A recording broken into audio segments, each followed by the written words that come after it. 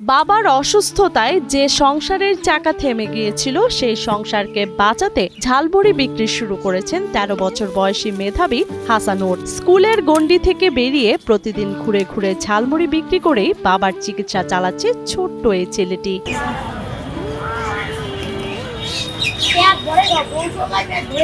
তেলমরিচের ঝালমুড়ি বিক্রি করে প্রতিদিন যা আয় হয় তা থেকে বাবার ওষুধ, সংসারের বাজার, লোনের কিস্তি, এমনকি ছোট বোনের লেখাপড়া চালাতে হয় হাসানুরকে।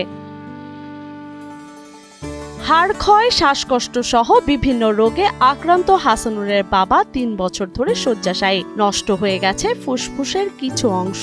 কিছুদিন পরপরই তাকে নিয়ে যেতে হয় হাসপাতালে। এমত অবস্থায় হাসানুরের জীবন যেন এখন সন্ধ্যার অস্ত যাওয়া সূর্য। আমার বাবার হাড় ক্ষয় হয়েছে আর শ্বাসকষ্ট ফুসফুস নষ্ট হয়ে গেছে।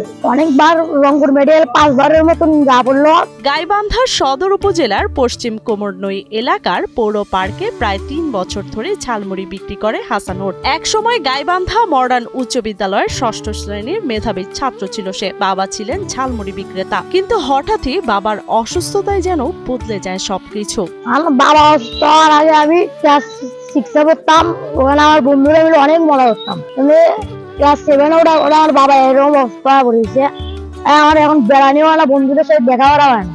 এরপর 3 বছরের মতন হবে আমি এরকম মনে করি 9-এ পড়তাম। আমার বাবা আগে এই চানাচুর মাখার দোকান করতো। বাবা অসুস্থ আমার এমন করা লাগছে লেখাপড়া বাদ দিয়ে।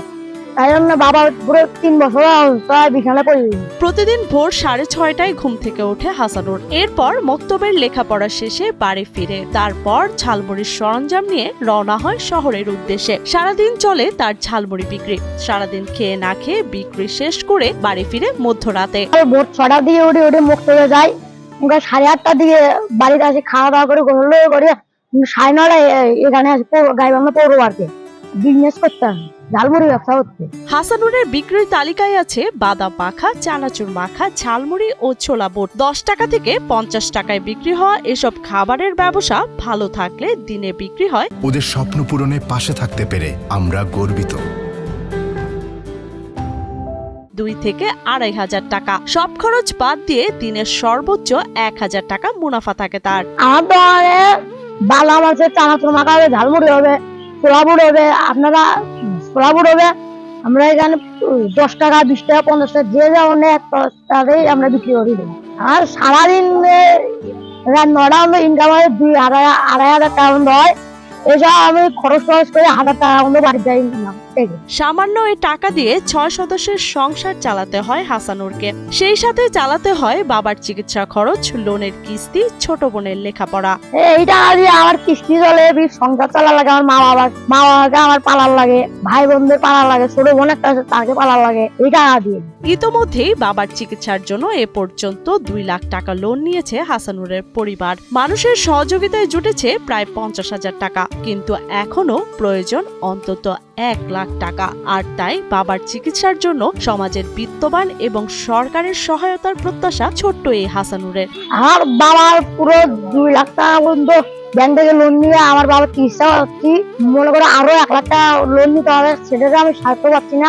আর বাবার চিকিৎসা করার জন্য পুরো 1 লাখ টাকা লাগতে হবে। ডাক্তার বলছে তার চিকিৎসা করার জন্য পুরো লাখখানিক খরচ করতে পারে। তাই আমরা পাচ্ছি না, জন্য দেখি কি সাহায্য পাওয়া যাবে মানুষের কাছে। এদিকে হাসানুরের দোকানে নিয়মিত ক্রেতারাও সহানুভূতিশীল হাসানুরের প্রতি। তাদেরও আবেদন হাসানুরের পাশে দাঁড়াবে সরকার ও সমাজের বিত্তবানরা। তার বাবা একজন অসুস্থ থাকার কারণে সে এত ছোট বয়সে মুড়ি মাখা বিক্রি করে তার জীবিকা নির্বাহ করছে। আমরা যখনই এখানে পার্কে আসি তখনই তার কাছে মুড়ি মাখা খাই। বন্ধুদের সাথে খেলাধুলার দিনগুলো এখন শুধুই স্মৃতি। হাসানুরের কঠিন বাস্তবতা আর দায়িত্বই আজ তার সঙ্গী। তবুও পরিবারের জন্য লড়ে যাচ্ছে 13 বছরের এই কিশোর। বাবা কোনো বন্ধু ছিল আমার দেখা হয় না, বেড়ানিও হয় না, শুধু এই ব্যবসাটাকে আমার করে থাকার লাগছে।